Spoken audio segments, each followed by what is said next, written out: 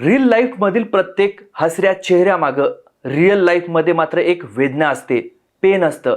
मोबाईलच्या स्क्रीनवर दिसणारं हसरं, खेळतं, नाचणारं आणि नेहमी आनंद दिसणारं जग आपल्याला 100% खरं वाटायला लागतं.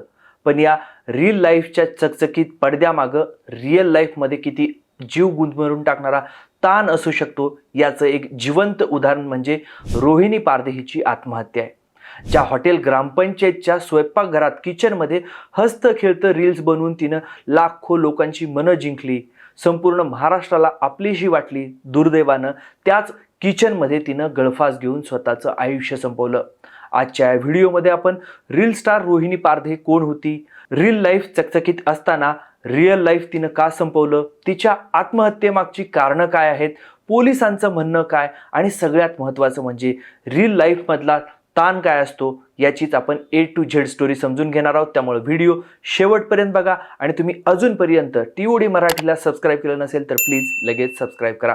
नमस्कार, मी सदानंद घायाळ, तुम्ही बघताय TOD मराठी. रोहिणी निलेशची स्टोरी काय? सुरुवातीलाच आपण रोहिणी निलेशची स्टोरी काय ते समजून घेऊ. ही स्टोरी सुरू होते सोलापूर जिल्ह्यातील मंगळवेढा तालुक्यातल्या ब्रह्मपुरी या छोट्याशा गावापासून. याच गावात राहणारा निलेश पाध्ये हा तरुण स्थानिक पत्रकार म्हणून काम करायचा. त्यानं साधारणतः 4-5 वर्षापूर्वी गावातच राहणाऱ्या 25 वर्षाच्या रोहिणीसोबत आंतरजातीय प्रेमविवाह केला होता. रोहिणीचा हा दुसरा विवाह असल्याचं समोर आलंय. लग्नानंतर काही काळ दोघं पोटापाण्यासाठी पुण्याला गेले आणि तिथंच त्यांनी फावल्या वेळेमध्ये सोशल मीडियावर रील्स आणि व्हिडिओ बनवायला सुरुवात केली. नवरा बायकोची हलकी फुलकी गोड भांडणं, एकमेकांच्या काढलेल्या खोड्या आणि घरगुती कामांचे अत्यंत मजेशीर व्हिडिओ ते बनवू लागले. सोलापूरच्या अस्सल ग्रामीण बोलीत कोणत्याही प्रकारचा बडेजाव न करता अत्यंत साधेपणानं बनवलेले हे व्हिडिओ लोकांना भावू लागले, प्रचंड आवडू लागले. बघता बघता त्यांच्या व्हिडिओंना लाखात, मिलियनमध्ये व्ह्यूज मिळू लागले. त्यांना इन्स्टावर 3.5 लाख फॉलोअर्स आहेत, तर यूट्यूबवर 1 लाख सबस्क्रायबर्स पूर्ण झाल्याबद्दल त्यांना सिल्वर बटनही मिळालं होतं. ग्रामीण जीवनशैली, विविध सामाजिक विषय आणि महाराष्ट्राची खाद्य संस्कृती यावर आधारित त्यांचे रील्स नेटिझनच्या पसंतीला उतरू लागले होते. ब्रह्मपुरी इथल्या आपल्या हॉटेलच्या किचनमध्ये विविध गावरान खाद्यपदार्थ तयार करतानाचे त्यांचे व्हिडिओ इंस्टाग्रामवर आणि इतर वेगवेगळ्या सोशल मीडिया प्लॅटफॉर्मवर कमालीचे लोकप्रिय झाले होते. ही झाली रिअल लाईफ. आता आपण दोघांचं रिअल लाईफ कसं होतं ते बघू. ही स्टोरी जितकी रोहिणीची आहे तितकीच ती निलेशची आहे, कारण दोघं मिळूनच रिअल लाईफमध्ये फेमस झाले होते. सोशल मीडियावरून मिळालेल्या याच तुफान प्रसिद्धीच्या आणि लोकांच्या प्रेमाच्या जोरावर त्यांनी आपल्या मूळ गावी परतण्याचा निर्णय घेतला. ऑगस्ट 2025च्या सुमारास ते ब्रह्मपुरीला आले. सोलापूर मंगळवेढा हायवेवर त्यांनी मोठ्या थाटात हॉटेल ग्रामपंचायत नावाचं स्वतःचं हॉटेल सुरू केलं. या हॉटेलमधील स्वयंपाकाची सगळी जबाबदारी रोहिणीच्या खांद्यावर होती. डिजिटल जगात त्यांना मानणारा मोठा चाहता वर्ग असल्यानं अल्पावधीतच हॉटेललाही चांगला प्रतिसाद मिळू लागला, गर्दी होऊ लागली. सोलापूरच नाही तर आजूबाजूच्या जिल्ह्यातूनही सर्वसामान्य माणसांपासून ते अगदी बड्या राजकारण्यांपर्यंत अनेक लोक हॉटेल ग्रामपंचायतचं चविष्ट जेवण आणि रोहिणी निलेशला भेटण्यासाठी येऊ लागले. पण यशाचं हे शिखर गाठताना पडद्यामागे एक भीषण संघर्ष आणि अफाट कष्ट सुरू होते. स्वतः रोहिणी आणि निलेश यांनीच काही रीलमध्ये त्यांच्या संघर्षाची ही व्यथा मांडली होती. काही दिवसांपूर्वीही या नवरा बायकोंनी आपली अडचण बोलून दाखवली होती. आणि काल सुद्धा दिवसभर आणूनच भाकरी केल्या आणि आज सकाळपासून ही सगळा ताप आणूच्या मागं आज पण लागलाय. त्याचं कारण हॉटेलला बाई काय भेट नाही भाकरीला. वाढत्या गर्दीला तोंड देताना रोहिणीची खूप दमछाक होत होती, तरीही ग्राहकांशी आणि कॅमेऱ्यासमोर ती कायम हसत मुखानं वागायची. मग 26 मेला काय झालं? NDTVच्या बातमीनुसार रोहिणी आणि तिचे पती निलेश हॉटेलमध्येच राहत होते. सोमवारी साप्ताहिक सुट्टी असल्यानं हॉटेल बंद होतं. मात्र मंगळवारी 26 मेला नेहमीप्रमाणे हॉटेल उघडलं नाही. याच दरम्यान दुपारी 1च्या सुमारास रोहिणीनं स्वतःच्या स्वयंपाक खोलीतच म्हणजे किचन खोलीमध्ये जिथं ती रील बनवायची तिथंच गळफास घेतल्याचं उघडकीस आलं. तिला अकलूजच्या ग्रामीण रुग्णालयात नेण्यात आलं, पण डॉक्टरांनी तपासून तिला मृत घोषित केलं. काही बातम्यांनुसार घटनेआधी निलेश आणि रोहिणी यांच्यात वाद झाला होता. वादानंतर रोहिणी किचनमध्ये गेली. निलेश बाहेरच मोबाईल बघत होता. पण बराच वेळ उलटूनही रोहिणी बाहेर न आल्यानं निलेश खिडकीतून आत डोकावून पाहिलं तेव्हा हा धक्कादायक प्रकार समोर आला. मग रोहिणीनं आत्महत्या का केली? घटनेच्या 2-1 दिवसापूर्वीच अपलोड केलेल्या व्हिडिओमध्ये अत्यंत हसत खेळत आणि आनंदात दिसणाऱ्या रोहिणीनं अचानक हे टोकाचं पाऊल का उचललं हा प्रश्न आता सर्वांना सतावतोय. स्थानिक पत्रकारांनी आणि पोलिसांनी दिलेल्या माहितीनुसार रोहिणी आणि निलेश आपल्या वाढत्या प्रसिद्धीच्या जोरावर अलीकडेच मंगळवेढा तालुक्यातच हॉटेलच्या आणखी 2 नव्या शाखा सुरू केल्या होत्या. त्यांनी आता एका हॉटेलवरून 3 हॉटेल चालवणं, त्यांचं व्यवस्थापन, मॅनेजमेंट बघणं, कामगारांचे प्रश्न सोडवणं आणि या सगळ्या प्रक्रियेमध्ये गुंतवलेली मोठी आर्थिक गणितं जुळवणं, यात या दाम्पत्याची अक्षरशः तारेवरची कसरत होत होती. या वाढत्या व्यवसायाच्या व्यापामुळं आणि आर्थिक ताणातून दोघांमध्ये काही दिवसांपासून मानसिक ताणतणाव आणि वाद निर्माण झाल्याचीही चर्चा आहे.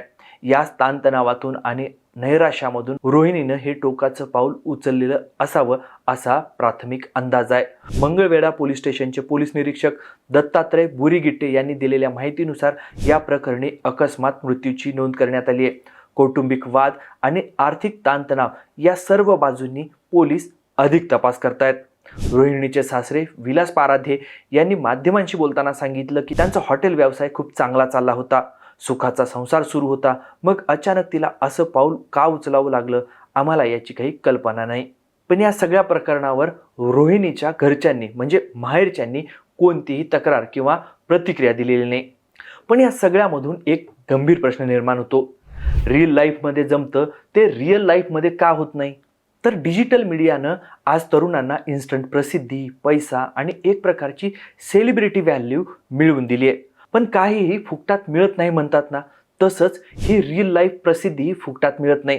ती आपल्या मानसिक आरोग्याची, मेंटल हेल्थची खूप मोठी किंमत वसूल करते. डिजिटल प्लॅटफॉर्म्स आणि त्यांचे अल्गोरिदम अत्यंत निर्दयी, क्रूर असतात. त्यांना रोज नवीन कंटेंट हवा असतो. प्रेक्षकांना, फॉलोअर्सला खिळवून ठेवण्यासाठी तुम्हाला सतत आनंदी, उत्साही आणि परिपूर्ण म्हणजे सुपर वुमन, सुपरमॅन असल्याचा आव आणावा लागतो. तुमच्या वैयक्तिक आयुष्यात कितीही दुःखाचे डोंगर कोसळलेले असू द्या, शरीर साथ देत नसू देत किंवा तुमच्या डोक्यावर कर्जाचं मोठं ओझं असू देत, कॅमेरा सुरू झाला की चेहऱ्यावर परफेक्ट स्माईल आणावीच लागते. आणि हीच रोहिणीसारख्या जगाला नवीन स्वप्न दाखवणाऱ्या अनेक उमद्या तरुणींची सगळ्यात मोठी शोकांतिका होऊन बसली आहे. सोशल मीडियावर हजारो लाईक्स, लाखो व्ह्यूज आणि शेकडो कमेंट्स मिळतात, पण आतून पोखरून काढणारा एकटेपणा आणि अपेक्षांच्या ओझ्यामुळे येणारा ताण शेअर करण्यासाठी त्यांच्याकडं खरा आणि हक्काचा माणूस नसतो असंच अनेकदा दिसतं. आभासी व्हर्च्युअल जगात तुमचे लाखो फॉलोअर्स असतात जे तुमच्या यशाचे गोडवे गातात, पण तुमच्या नैराश्यामध्ये तुम्ही जेव्हा नैराश्याच्या गर्तेत जाता तेव्हा प्रत्यक्ष खांदा द्यायला कोणीही नसतं. आम्ही हॉटेलच्या 3 शाखा उघडल्या, आम्ही यशस्वी उद्योजक झालो, हे चित्र बाहेरून बघणाऱ्यांसाठी एक सक्सेस स्टोरी असते. पण त्यामागं सुरू असलेली आर्थिक ओढाताण, रात्रीची झोप उडवणारी कर्जांची डोंगरं, शारीरिक कष्ट आणि त्यातून नवरा बायकोच्या नात्यात येणारा दुरावा हे सोशल मीडियाच्या चकचकीत फिल्टरमधून कधीच दिसत नाही. या सतत परफेक्ट दिसण्याच्या दबावाखाली आणि कथित यशाची गती टिकवण्याच्या ताणाखाली हे रिअल लाईफ अक्षरशः चिरडून जातं. थोडक्यात काय तर आजच्या सोशल मीडियाच्या जगात रिअल लाईफ आणि रिअल लाईफ ही संसाराची 2 चाकं आहेत असं म्हटलं तर ही दोन्ही चाकं एका गतीनं पुढं जात नाहीत. रिअल लाईफचा वेग इन्स्टंट आहे, तर रिअल लाईफ हे खाचकळग्यातून जातं. म्हणजेच रिअल लाईफचं एक चाक खूप वेगानं पुढं जातं आणि त्याची गती मॅच करण्याच्या नादात रिअल लाईफचं चाक हे खोल खड्ड्यात अडकतं आणि इथंच गेम होतो. हा बॅलन्स साधणं हेच आयुष्य आहे. रिअल लाईफला रिअल लाईफच्या मागे धावायला लावण्यातच खरं यश आहे, त्यातच जगण्याचं सुख दडलंय.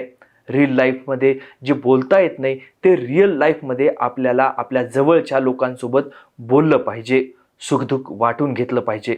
पण तुम्हाला काय वाटतं, रील स्टार रोहिणीचा कशानं घात झाला? आपण रिअल लाईफच्या नादात रिअल लाईफ जगणं सोडून देतोय का?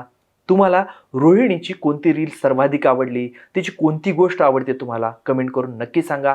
हा माहितीपूर्ण व्हिडिओ तुम्हाला आवडला असेल तर लगेच व्हिडिओला लाईक करा, व्हिडिओ मित्रमंडळींना शेअर करा आणि अशाच व्हिडिओसाठी TOD मराठी चॅनलला यूट्यूबवर सबस्क्राईब करायला विसरू नका. हा व्हिडिओ शेवटपर्यंत बघितल्याबद्दल आपल्या सगळ्यांचे खूप खूप धन्यवाद.